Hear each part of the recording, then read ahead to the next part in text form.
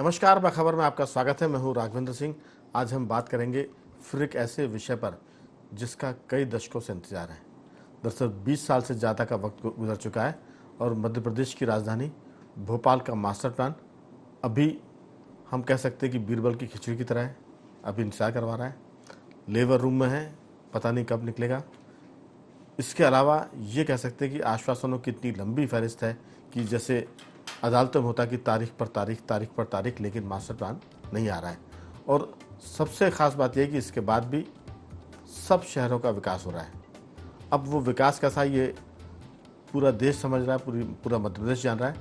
Traffic jam हो रहा है, पर्यावरण का जो प्रदूषण का स्तर है वो बढ़ता जा रहा है क्योंकि नियोजित विकास नहीं हो रहा है। जो शहरों के पास नदियां हैं, शहरों में झीलें हैं, वो बर्बाद हो रही है क्योंकि डेवलपमेंट का जो प्लान है वो तैयार नहीं है। और ऐसे इस बेतरतीब या जंगल राज विकास में हो ये रहा है कि आम जनजीवन बुरी तरह से अस्त व्यस्त है और लोग जीने के लिए संघर्ष कर रहे हैं। ये स्थिति है। दिल्ली दुनिया के प्रदूषित शहरों में इसलिए शामिल है क्योंकि वहाँ भी विकास की जो रफ्तार है वो योजना के तहत नहीं है। अब उसको सुधारने की बहुत कोशिश हो रही, लेकिन लोगों का सांस लेना मुश्किल हो रहा है। और मध्य प्रदेश की राजधानी भोपाल, आर्थिक राजधानी इंदौर, ये सब इसी की चपेट में है। आज नहीं तो कल सब दिल्ली की तरह होने वाले। इसी पर विस्तार से बात करेंगे कि मास्टर प्लान का इंतजार कब खत्म होगा। अभी उम्मीद की किरण यह है कि पिछले दिनों टाउन एंड कंट्री प्लानिंग के एक अधिकारियों की टीम ने चीफ सेक्रेटरी को इसका पूरा एक तरह से प्रेजेंटेशन दिया है। तो उम्मीद की जा रही है कि इस साल के आखिर तक 2024 के अंत में शायद मध्य प्रदेश की राजधानी भोपाल को मास्टर प्लान मिल जाए, इंदौर को मिल जाए। अब इसमें चर्चा इस बात की होगी कि वो कितना बेहतर है, उसमें शहरों की कितना ज़्यादा ध्यान रखा गया है नियोजित विकास के लिए, पर्यावरण बचा रहे, झीलें बची रहे, पहाड़ बचे रहे। इसी पर विस्तार से बात करेंगे। चर्चा के लिए हमारे साथ स्टूडियो में मौजूद है 3 विशेष मेहमान। मध्य प्रदेश के वरिष्ठ पत्रकारों में शामिल श्री योगीराज योगेश जी हमारे साथ हैं, सामाजिक सरोकार से जुड़े कमल राठी जी हैं और स्कूल ऑफ प्लानिंग के एसोसिएट प्रोफेसर सौरभ पोपली जी हमारे साथ हैं।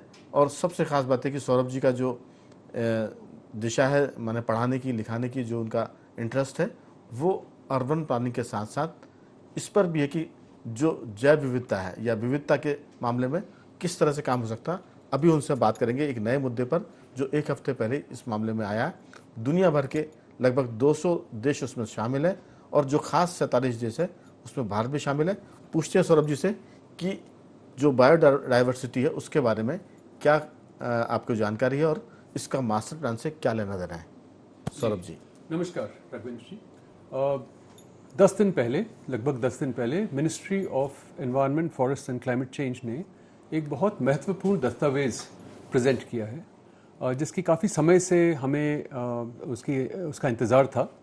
वो national biodiversity action plan, national biodiversity strategic action plan 2024 to 2030, ये ऐसा डॉक्यूमेंट है जो 200 पन्नों में है, जो भारत की तरफ से विश्व को प्रेजेंट किया गया है कि ये हमारा बायोडाइवर्सिटी, जैव विविधता का ये हमारा एक्शन प्लान है। ये इतना इम्पॉर्टेंट डॉक्यूमेंट है, इसके 2 वजह हैं। सबसे पहले तो ये कि विश्व स्तर पर विश्व 3 बहुत बड़ी आपदाओं से जूझ रहा है जो सबकी दिक्कत आज नहीं तो कल बन जाएंगी जी। उनमें से अहम है जैव विविधता का विनाश। जैव विविधता का विनाश विश्व स्तर पर बहुत ज़्यादा पैमाने पर हुआ है और ज़्यादा पैमाने पर होने की आशंका है आने वाले कुछ दशकों में, क्योंकि अभी कई सारे देश हैं जो, क्योंकि हमारे समुद्र एक ऐसी जगह थी जहाँ पे अभी तक जैव विविधता बरकरार थी बहुत अधिक उसमें स्केल पर अब डीप सी माइनिंग को लेकर एक नया मुद्दा शुरू हो गया है। ये बहुत बड़ी एक आपदा, एक हमारे सामने चुनौती है कि हम डीप सी माइनिंग के चलते हम कैसे अपनी ओशंस की जो लाइफ है, जिसमें सारा पूरा जो प्लानिटरी स्तर पर जो जितनी लाइफ फॉर्म्स हमारे पास हैं, जितना जीवन चक्र का ताना बाना है, वो सब समुद्र से जुड़ा हुआ है। समुद्र से वो उत्पन्न हुआ है, समुद्र ही उसका इन अ वे एक सिंक है जहाँ से वो हज़ारों करोड़ों प्रजातियां वहाँ से उत्पन्न हुई हैं। तो नेशनल बायोडाइवर्सिटी एक्शन प्लान एक ऐसा नेशनल एक्शन प्लान है जो जैव विविधता के विनाश को एड्रेस करता है। अच्छा, इसका जुड़ाव हर डिपार्टमेंट, हर सरकार के हर डिपार्टमेंट और हर तंत्र से जुड़ा हुआ है। फॉर एग्जांपल इसके कई टारगेट्स हैं और उन टारगेट्स में अलग अलग मिनिस्ट्रीज़, अलग अलग जो जितनी सरकार की के विंग्स हैं, डिपार्टमेंट्स हैं, मिनिस्ट्रीज़ हैं, सबका उससे तालमेल है। तो इसलिए उसकी कॉम्प्लेक्सिटी भी बहुत ज़्यादा है। इसका ये मतलब है कि अगर हम जैव विविधता की बात करें तो उसका संरक्षण करना जो कि हमारे संविधान में है। सबसे पहले पन्ने पे हमने ये लिया है बेड़ा कि भारतीय होने के नाते हम वन्य जीवों की, प्रकृति की हम रक्षा करेंगे। अच्छा, और हो ये रहा है कि आप अगर सोचिए कि आपने जुगनू कब देखा था, आखिरी बार आपने जुगनू कब देखा था? एक समय हमारे हर शहर में, हर मोहल्ले में जुगनू दिखा करते थे। कीट और अन्य प्राणी इतने बड़े पैमाने पे लुप्त हो गए हैं। WWF, world wild life fund for nature, ने अनुमान लगाया है कि पिछले 50 साल में 73% वन्य जीव और वन्य प्रजातियों की लुप्ति हुई है। तो इसका ये मतलब है, बहुत बड़ा फिगर है, बहुत बड़ा फिगर है, मतलब एक चौंका देने वाला फिगर है। ये अभी आया है 2 महीने पहले, ये एक शोध की जरिए आया है। बहुत कई सारे सैकड़ों साइंटिस्ट ने इस पर काम किया है, दुनिया के हर कोने पर इस पर काम हुआ है और ये उनकी फाइंडिंग है कि 73% वन्य जीवों की प्रजातियों की लुप्ति हुई है पिछले सिर्फ 50 साल में। और ये आप देखिए कि जो प्रकृति है वो करोड़ों साल पुरानी है। तो करोड़ों साल की प्रकृति और 50 साल का विनाश कार्य, तो इससे प्रकृति पर 50 साल भारी है कुल मिलाकर जी। और तो इसलिए अगर देखें, मैं थोड़ा सा आपके बीच में रोक रहा हूँ कि अगर हम देखें तो एक साल में एक से ज्यादा प्रजाति माने खत्म हो रही है, एक से ज्यादा प्रतिशत की प्रजातियां खत्म हो रही है। आपने बात की वन्य प्राणी की, लेकिन ये जलीय प्राणियों की बात भी करें, वहां भी दिक्कत है। समुद्र की आप बात करें, लेकिन हम नदियों की बात करें, मध्य प्रदेश की नर्मदा जी जो है उसके भीतर जो मछलियां होती थी वो खत्म हो रही है, जो साफ पानी में रहती थी। गंगा जी की बात करें तो अब तो गंगोत्री प्रदूषित हो रही है। हम किसी को नहीं छोड़ रहे हैं।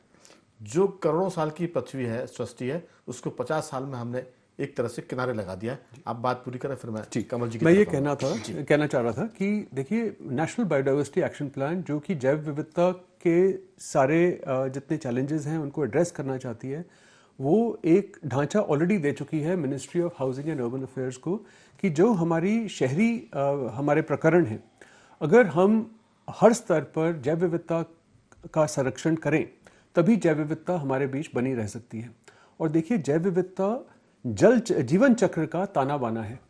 अगर जैव विविधता नष्ट हो जाती है या लुप्त हो जाती है या कुछ प्रजातियां लुप्त हो जाती हैं, तो ये ज़रूरी है कि उससे जुड़े हुए बहुत सारे ऐसे बदलाव आएंगे जिनको हम ना कंट्रोल कर सकते हैं, ना प्रिडिक्ट कर सकते हैं। उनके ऊपर हमारा किसी भी तरह का कोई भी नियंत्रण नहीं चलेगा। और ministry of housing and urban affairs, जो कि TNCP का संचालक मंत्रालय है, उसकी तरफ खास तौर से टारगेट्स दिए गए हैं इस national biodiversity strategic action plan में। तो ये 10 ही दिन पहले आया है, पर बहुत ही शोध के बाद आया है। तो ये बहुत ज़रूरी है कि जो भी मास्टर प्लान का प्रोसेस है उसमें NBSAP को इंटीग्रेट किया जाए, उसके टारगेट्स को अपनाया जाए और उन्हीं टारगेट्स को चलते आगे बढ़ाया जाए। बिल्कुल, यानी मास्टर प्लान सिर्फ ऐसा ना हो कि शहर में सड़क कहाँ से जाएगी, सीवेज सिस्टम कैसा होगा, इसी पर ना हो। जो आपने मुद्दा उठाया वो बहुत ही महत्वपूर्ण है।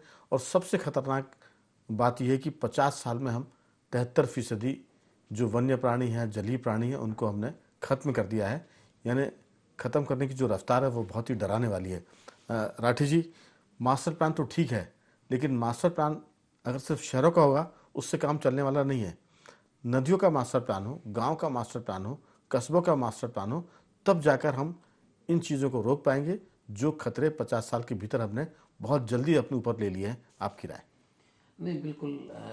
जो मास्टर प्लान की अपन बात करते हैं, जैसा कि आपने कहा, तो एक छोटा सा करेक्शन करना चाहूँगा कि अगर दिसंबर में भी सरकार अगर प्रपोज्ड मास्टर प्लान लाती है तो लागू होने में कम से कम, मतलब सरकार युद्ध स्तर पे भी काम करे तो 6 महीने का समय चाहिए।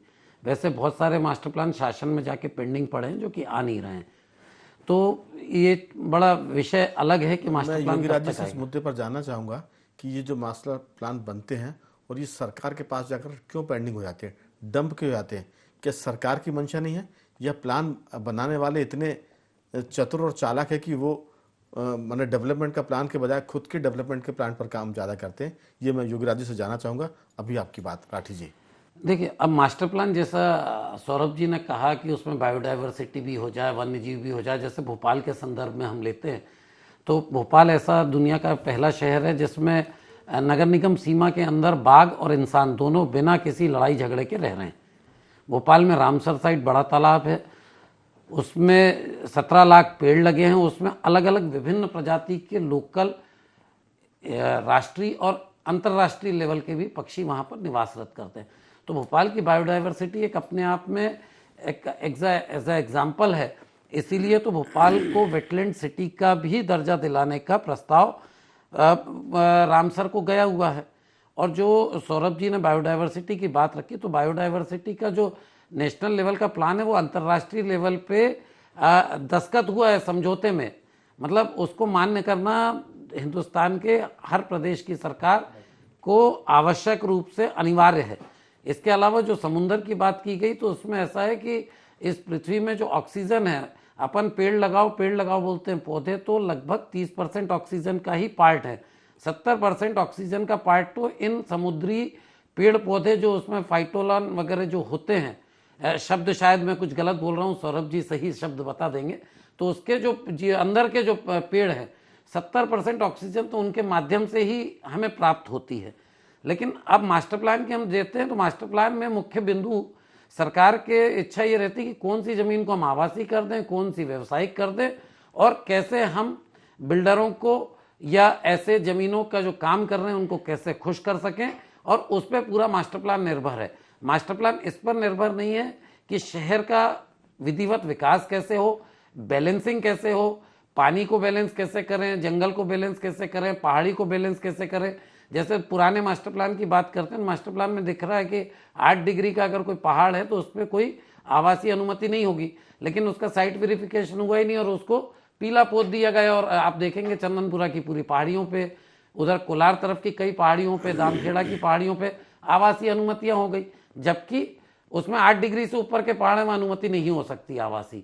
तो इस चीज को, ये सब जैव विविधता का पार्ट है। भोपाल अपने आप में नेचुरल तौर पे एक पूरा जैव विविधता वाला शहर है। आप देखेंगे तो भोपाल में पहला, मध्य प्रदेश का तीसरा जैव विविधता जो है वाल्मीकि पहाड़ी को आज से 15-20 दिन, महीना भर पहले घोषित किया गया है। क्यों घोषित किया? क्योंकि वहाँ अलग से पूरी बायोडाइवर्सिटी, वो पूरा क्षेत्र बायोडाइवर्सिटी रिच है। वहाँ 350 हेक्टेयर माननीय एनजीटी के आदेश के बाद प्रोटेक्टेड फॉरेस्ट घोषित किया गया। लेकिन इन सबको बचाना मास्टर प्लान का दायित्व है। ये पिछला जो 31 का प्रपोज्ड मास्टर प्लान आया था उसमें इन पे अनदेखी की गई। उसमें जब आपत्ति के बाद शासन ने उसमें सुधार किया, उतने में सरकार बदल गई, भाजपा की सरकार ही आई वापस। लेकिन भाजपा की सरकार भी आने के बाद चूंकि नेतृत्व बदला, अधिकारी बदले, और उसमें क्या उनके मन की मंशा है वो तो वही जान सकते हैं। तो उनने आते हुए प्लान को बिना नियम के उसे रद्द करते हुए नए प्लान लाने का आदेश दे दिया। अब नया प्लान फिर अगर आता भी है तो वो साल, 1.5 साल, 2 साल कब लागू होगा पता नहीं। इस बीच में अनाधिकृत रूप से बहुत सारी अवैध कॉलोनियां बन रही हैं, बहुत सारे नियम को ताक पे रख के अनुमतियां जारी हो रही हैं, मतलब अधिकारियों के अधिकार क्षेत्र से अनुमतियां जारी हो रही हैं जो कि फ्रीज किए हुए लैंड यूज हैं, जहाँ विशेष परिस्थिति में ही अनुमतियां देनी है। लेकिन हम ये देख रहे हैं कि ये सब चीज़ें इंदौर और भोपाल, इंदौर में लगातार लगभग 100 फाइलों में कम से कम 400-500 हेक्टेयर जमीनों पे, कृषि की भूमियों पे आवासीय अनुमतियां जारी कर दी गई, मास्टर प्लान आने के पहले हो जाए। तो ये सब चीज़ें जब हम देख रहे हैं तो मुझे लगता है कि मास्टर प्लान नहीं लाने के पीछे सरकार की, अधिकारियों की जो मंशा है वो ये है कि हम इसको कैसे साइडलाइन करके बिना मास्टर प्लान के शहर में कैसे अनुमतियां अपने विवेक अधिकार और बिना किसी प्लानिंग के हम दे दें, और बाद में सरकार जो आएगी वो इंफ्रास्ट्रक्चर बनाती रहेगी, व्यवस्थाएं करती रहेंगी, वो उसका सिरदर्द है बात की। राठी जी, दरअसल ऐसा क्यों नहीं होता कि मास्टर प्लान नाम की चीज़ को ख़त्म ही कर दिया जाए? क्योंकि मास्टर प्लान के बिना भी तो शहर डेवलप हो रहा है। अलग बात है कि वो बेतरतीब हो रहा है, लेकिन फिर जब बेतरतीब विकास होता है तो उसके बाद फिर सड़कें चौड़ी होती, फिर घर टूटते हैं, डबल लाइन को 4 लेन करते हैं, 4 लेन को 6 लेन करते हैं, फ्लाईओवर बनते हैं, वो भी फिर फ्लाईओवर भी बड़े त्रुटिपूर्ण डिज़ाइन से बनते हैं। चीफ सेक्रेटरी ने उसकी जांच के आदेश दिए। तो ये बहुत सारी बातें, इस पर हम बहुत कटुतापूर्ण बात भी कर चुके हैं। लेकिन मैं कई बार योगीराज जी कहता हूँ कि शासन में इतनी जड़ता है, सरकार में इतनी जड़ता है कि पहले तो अगर आप बातचीत की आलपिन चुभाते थे तो सरकार तिलमिला जाती थी। अब आप उनको भाले मारिए तो भी वो पलट के आते हैं। मैं कई बार कहता हूँ हास प्रयास में कि काजीरंगा में एक गैंडा होता है, एक सींग वाला, उसकी चमड़ी बहुत मोटी होती है और इतनी मजबूत होती है कि आप उस पर भाले मारेंगे तो भी वो असर नहीं करता। तो सरकार में जो लोग बैठे हैं जिम्मेदार पदों पर, खासतौर से अधिकारियों की बात करें, वो काजीरंगा के एक सींग वाले हो गए हैं। तो ये तो एक बात हुई जिसको हम कई बार कह चुके हैं, अब थोड़े से नए अंदाज में कहा। लेकिन जैसे बात सौरभ जी ने कहा है कि 50 साल में 73% हमने वन्य प्राणियों को खत्म कर दिया। अब हम बात करते हैं नर्मदा नदी की, बड़ी झील की बात राठी जी कर चुके हैं। नर्मदा जी बहुत ही शुद्ध नदियों में गिनी जाती है, लेकिन 1950 से लेकर अब तक यानी 75 साल में नर्मदा जी के पानी में एक महाशीर नाम की मछली पाई जाती है। 1950 में वो बाकी मछलियों की तुलना में 30% हुआ करती थी। अब पानी इतना गंदा और ख़राब हो गया, प्रदूषित हो गया है कि वो 30% से घटकर 2% पर आ गई है। 28% महाशीर नाम की मछली खत्म हो गई है। लेकिन हमें इस बात की चिंता नहीं है, ना तो हम मास्टर प्लान लेकर आ रहे हैं, अगर आ भी रहा तो उसको लटका देते हैं।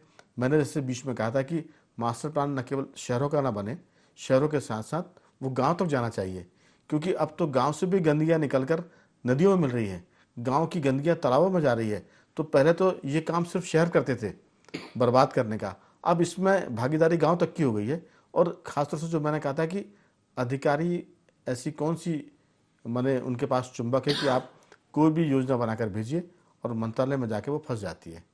आपकी राय इस पूरे मामले में बहुत ही तीखी और दो टूक टिप्पणी वाली। देखिए राघवेंद्र जी, हम कई सालों से देख रहे हैं कि मास्टर प्लान की आड़ में लोग अपने अपने प्लान बनाने लग जाते हैं जी। और ये प्लान बनाने वालों में नेता भी शामिल हैं और ऑफिसर्स भी शामिल हैं।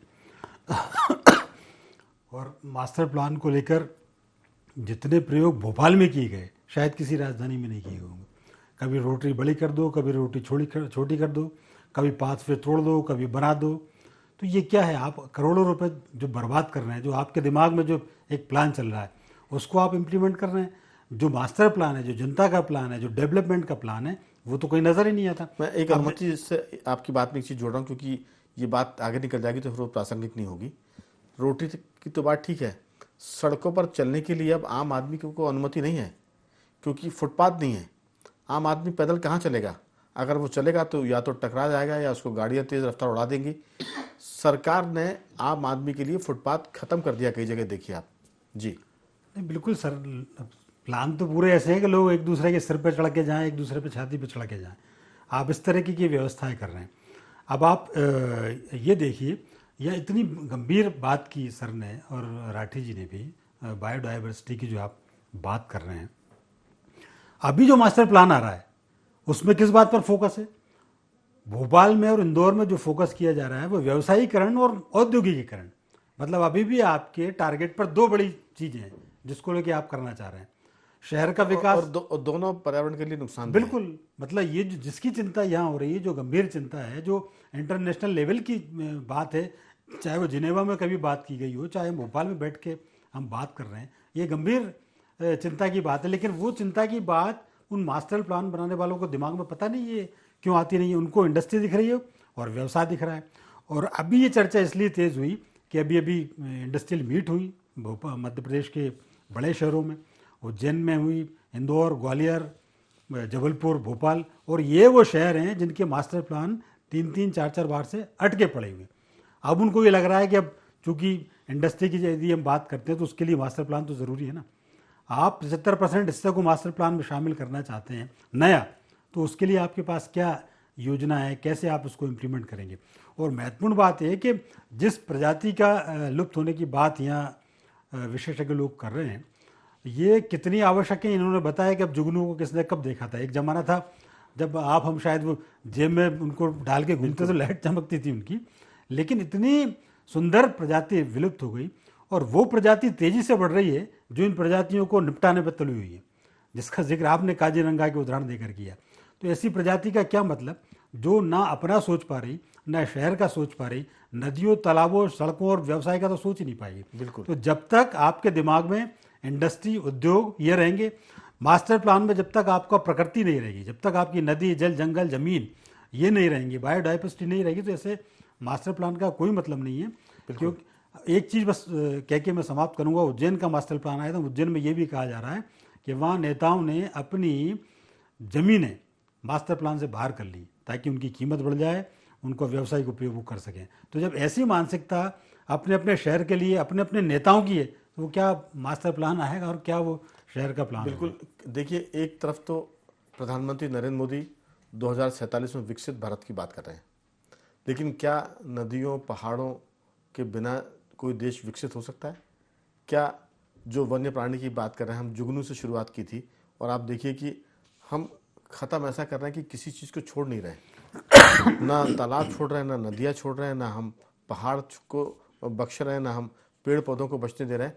तो आखिर हम कौन से विकास की तरफ जा रहे हैं और ये कितने दिन तक चल पाएगा? सौरभ जी, दरअसल आज तो हम अपने ज़मीन खेतों को बचा सकते हैं विकास के रास्ते से अलग हटाकर, लेकिन क्या अगली पीढ़ी को हम बचा पाएंगे?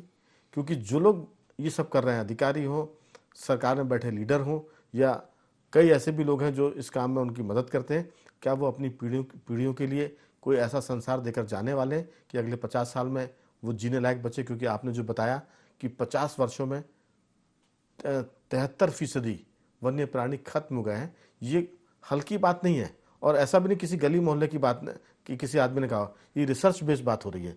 और इस पर अगर आज नहीं जागे तो ये समझिए कि अगले 50 साल बाद दुनिया कहाँ जाएगी पता नहीं, क्योंकि सिर्फ अब खत्म करने के लिए 27% चीज़ बची है, 73% तो हम खत्म कर चुके हैं। आपकी राय? जी, रघुवेंद्र जी, ये जानना बहुत ज़रूरी है कि पारिस्थितिकी एक और जीवन चक्र, हर एक प्रजाति उससे जुड़ी है, उसमें कुछ काम वो करती है, वो रिप्लेस नहीं हो सकता। आपको पता है कि हिंदुस्तान में 300 प्रकार के फिग ट्री हैं, जैसे जैसे बरगद है, पीपल है, गूलर है, पिलखन है। अब हर प्रजाति, 300 प्रजातियों में से हर प्रजाति का एक स्पेसिफिक पॉलिनेटर है, जो सिर्फ अगर वो लुप्त हो जाए, वो कीट अगर लुप्त हो जाए, तो वो प्रजाति का प्रजनन हो ही नहीं सकता। और ये तो सिर्फ एक उदाहरण है, ऐसे सैकड़ों अरबों एग्जाम्पल हैं, उदाहरण हैं। आपको ये समझना पड़ेगा कि इंसान 2-3 गाड़ियों के बिना रह सकता है, इंसान एक बड़े घर के बजाय छोटे घर में रह सकता है, पर कोई इंसान बिना शुद्ध पानी, बिना शुद्ध हवा, बिना खाने के और बिना एक पारिस्थितिकी के अंग होने के वो नहीं रह सकता। और कोरोना काल ने तो ये बहुत अच्छी तरह सबको सिखाया है जी कि आप सब चीज़ों के बगैर रह सकते हैं, लेकिन शुद्ध हवा के बगैर नहीं रह सकते, भोजन पानी शुद्ध हो इसके बगैर नहीं रह सकते। समय की कमी है राठी जी कि ये जो स्थितियां हैं, अगर 50 साल में 73% चीज़ें हमने नष्ट कर दी वन्य प्राणियों की, तो बाकी 27% के लिए तो मुझे लगता है कि 20-25 साल काफ़ी है। इसके बाद दुनिया की हालत तो बिगड़ने वाली है। नहीं, बिल्कुल। आप देखिए, जो विश्व स्तर पे भी हमने बायोडाइवर्सिटी का वो दिया है प्लान, वो भी हमने 2030 तक का दिया है। और यहाँ मध्य प्रदेश की शासन में 2031 तक का प्लान आ रहा, तो उसे 2047 तक के लिए हम बना रहे हैं। मतलब अंतर्राष्ट्रीय लेवल पे भी ऐसे 20-20, 30-30 साल के मास्टर प्लान अब नहीं बनाए जा रहे हैं, क्योंकि टेक्नोलॉजी नहीं आ गई। अब पहले GIS बेस्ड मास्टर प्लान आया था, अब ड्रोन बेस्ड मास्टर प्लान आ रहे हैं। तो जब हमें अब ड्रोन, तो मध्य प्रदेश में शायद एक आध भी प्लान नहीं बना पाई सरकार। भारत सरकार बहुत अच्छा फंड दे रही है इस मामले में। जब डबल इंजन की सरकार हम बोलते हैं, तो माननीय मोदी जी की सरकार इस सारी चीज़ों में हिंदुस्तान के हर सरकारों को, चाहे वो किसी भी दल की हो, उसे बहुत अच्छा फंड दे रही है, टेक्नोलॉजी उपलब्ध करा रही है। हमारे जो सैटेलाइट्स गए हैं, वो इतना सारा डाटा उपलब्ध करा रहे हैं। हमारे भोपाल में भी उस पूरा सैटेलाइट का डाटा का एक सेंटर है, लेकिन उस सब के बावजूद भी उन सब का सदुपयोग जो भारत सरकार की गाइडलाइंस हैं, उनको नज़रअंदाज कर ये डबल इंजन की सरकार का ये पीछा वाला इंजन अपने आप को सिंगल इंजन मानते हुए और उसको इस तरह से बर्बाद कर रहा है, इस तरह से अपने आप को उसमें समाहित कर रहा है कि इससे शहरी विकास जो दिख रहा है वो एकदम खत्म होगा। जो आपने कृषि जमीनों की बात बोला, शहर के आसपास तो कृषि की जमीनें बचेंगी ही नहीं, सारी जमीनें आवासी कर देंगे। बिल्कुल राठी जी, अगर आने वाले दिनों में योगी राज जी, संकट ये आने वाला है कि जो अन्न उत्पादन का मामला वो एक तरह से सैचुरेशन पर चला गया है। हम अभी तो नहीं कहते, लेकिन आने वाले दिनों में अगर देश भुखमरी की तरफ जाए तो किसी को हैरत नहीं होगी, क्योंकि जो खेती वाले जो इलाके हैं वहाँ या तो फैक्ट्रियाँ लग रही है या बस्तियाँ बस रही है, तो अन्न कहाँ पैदा होगा। और जो खेतों की क्षमता है उसकी एक सीमा है, और उसमें आप कितना खाद बीज डालेंगे, कितना पता करेंगे, तो आने वाले दिनों में जनसंख्या बढ़ रही है और एक नया संकट मुंह खड़ा है। आपकी छोटी सी राय। देखिए राघवन जी, किसी भी मास्टर प्लान को केवल ऐसे नहीं लिया जाना चाहिए कि हम शहर के लिए क्या कोई प्लान कर रहे हो, इसको बहुत हल्के से लेकर कुछ भी आप प्लान कर दें। ये जनता के और आपके, हम सबके जीवन से जुड़ा मसला है। इसकी हर चीज़ पर उसी तरह गंभीरता से विचार होना चाहिए जैसे जीवन के हर पहलू पर विचार होता है। इतना विचार कर रहे हैं कि वो तय नहीं कर पा रहे हैं। 10-10 साल 15 साल निकाल दे रहे हैं जी। नहीं, 3-3 4-4 बार अटके। इंदौर और भोपाल के प्लान तीसरी बार आ रहा है, जबलपुर का चौथी बार आ रहा है। और यही तो आपके मध्य प्रदेश के बड़े, और ये वो शहर हैं, अभी यहाँ डबल इंजन की बात चल रही थी, डबल इंजन की सरकार। मध्य प्रदेश में तो ट्रिपल इंजन की सरकार है। नगर निगम और नगर प्रशासन में भी बीजेपी की सरकार है। तो अब आप यदि आपके 3 स्तर पर आप शासन कर रहे हैं तो आप 3 अलग अलग प्लान बनाते हैं, तो उस चक्कर में आप ये प्लान, जो मेन प्लान है, वो डिले हो जाता है। तो कम से कम आप अपनी डबल इंजन की रेलगाड़ी ऐसी मत चलाओगे, एक इंजन पीछे खींच रहा है, एक आगे खींच रहा है, प्लान वहीं का भी पड़ा हुआ है। उसको गति दीजिए, और ऐसी गति दीजिए जिसमें कि एक जीवन नए सिरे से इसकी परिकल्पना कर सके, केवल मानव ही नहीं। ये जिनकी बात अभी यहाँ हो रही है, जीव जंतु, बायोडाइवर्सिटी, नदी, जल, जंगल, जमीन, पहाड़, ये सब सुरक्षित रहें। कह सकते हैं कि मुख्यमंत्री डॉक्टर मोहन यादव और चीफ सेक्रेटरी अनुराग जैन जी, ये दोनों मिलकर जो हम चिंता जता रहे हैं, इस पर जरूर कोई ऐसा काम करेंगे जिससे लोग राहत महसूस करें। क्योंकि अनुराग जैन जो चीफ सेक्रेटरी आए हैं, उसके बाद से मास्टर प्लान के मामले में थोड़ी सी रफ्तार पकड़ी है। और इसके अलावा जो शहरों में निर्माण हो रहा है, चाहे वो फ्लाईओवर की बात करें, मेट्रो की बात करें, उस पर भी उनका एक तरह से पैनी नजर है। तो उम्मीद करते हैं कि आने वाले दिन थोड़े से बेहतर होंगे, और जो हम चिंता जता रहे हैं ये शायद थोड़ी कम होगी। बाखबर में आज सिर्फ इतना ही। मैं तीनों मेहमानों का साधुवाद करूंगा। सौरभ जी आपका बहुत धन्यवाद, राठी जी आपका धन्यवाद, और योगराज जी आपका बहुत बहुत धन्यवाद कि आपने इस चर्चा में हिस्सा लिया। तो बाखबर में आज सिर्फ इतना ही। बने रहिए हमारे साथ और देखते रहिए IND24।